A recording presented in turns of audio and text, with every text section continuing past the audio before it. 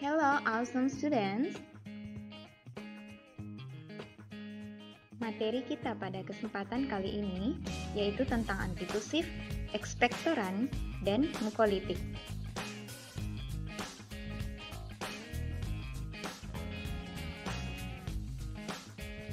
Antitusif, ekspektoran, dan mukolitik merupakan obat yang digunakan untuk pengobatan batuk.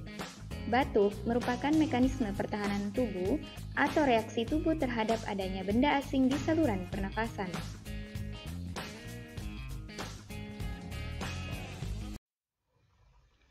Bagaimana mekanisme terjadinya batuk?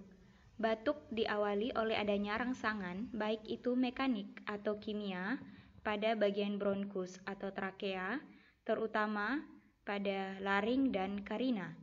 Laring dan karina merupakan bagian yang sangat sensitif terhadap adanya benda asing.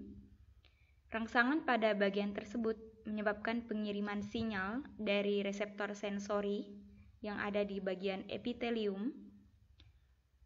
Sinyal dalam bentuk sinyal aferen dikirim ke bagian medula, selanjutnya diteruskan ke bagian korteks otak untuk diproses.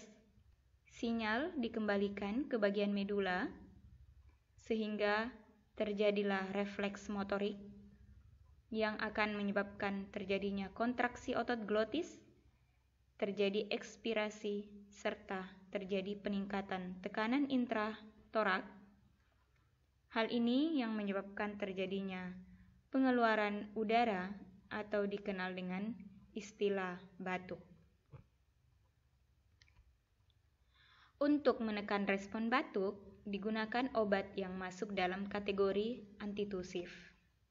Jadi antitusif adalah obat untuk menekan batuk atau dikenal dengan istilah penekan batuk. Antitusif ada dua macam, ada yang bekerja perifer dan juga bekerja secara sentral. Untuk kerja sentral dibagi menjadi golongan narkotik dan non-narkotik. Golongan narkotik contohnya kodein, sedangkan untuk non-narkotik contohnya dextromethorphan, noscapin, dan propoxifen. Kedua golongan ini merupakan golongan antitusif. Kodein memiliki efek antitusif atau penekan respon batuk karena kodein merupakan agonis opioid yang mengaktifasi reseptor mu atau reseptor opioid di bagian medula. Hal ini menyebabkan terjadinya efek inhibisi. Efek inhibisi di sel saraf otak menyebabkan terjadinya penghambatan transmisi impuls sehingga terjadi penekanan respon batuk. Sedangkan dextromethorphan yang merupakan antitusif non-narkotik memiliki mekanisme kerja yaitu sebagai agonis reseptor sigma 1 di bagian presinaps. Agonis reseptor sigma 1 dengan kata lain, dextromethorphan mengaktifasi reseptor sigma 1 di bagian presinaps sehingga terjadi penghambatan pelepasan glutamat. Selain itu, dextromethorphan merupakan antagonis NMDA. NMDA merupakan reseptor glutamat, jadi dextromethorphan mengantagonis atau memblok reseptor glutamat, dalam hal ini yaitu reseptor NMDA di bagian postsinaps, sehingga terjadi penghambatan aktivitas glutamat. Kedua hal ini menyebabkan terjadinya penurunan aktivitas glutamat, sehingga efek yang terjadi adalah inhibisi atau penghambatan transmisi impuls. Selanjutnya, untuk mucoactive agent ada dua, ekspektoran dan mukolitik.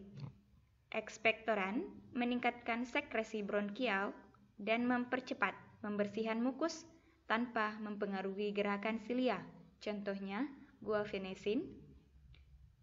Yang masuk kategori mukolitik contohnya asetilsistein, ambroxol, bromheksin, karbosistein.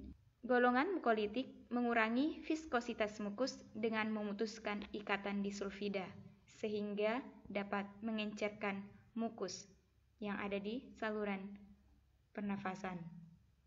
Ekspektoran dan mukolitik, kedua golongan obat ini akan mempercepat pengeluaran mukus dari saluran pernafasan. Antitusif digunakan untuk pengobatan batuk non-produktif atau yang dikenal dengan istilah batuk kering. Sedangkan ekspektoran dan mukolitik digunakan untuk pengobatan batuk produktif atau yang dikenal dengan istilah batuk berdahak.